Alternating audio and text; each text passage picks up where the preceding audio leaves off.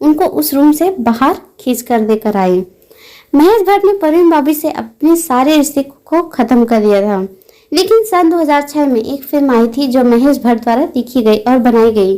इसमें परवीन भाभी के साथ उनके सभी रिश्ते को दर्शाया गया है और तब लोगों को पता चला कि इन दोनों के साथ कितने गहरे संबंध थे। सन 1977 में परवीन भाभी अमेरिका की पत्रिकाओं में भी छाई हुई थी और इसके अलावा अन्य कई सारी पत्रिकाओं में भी छाई थी।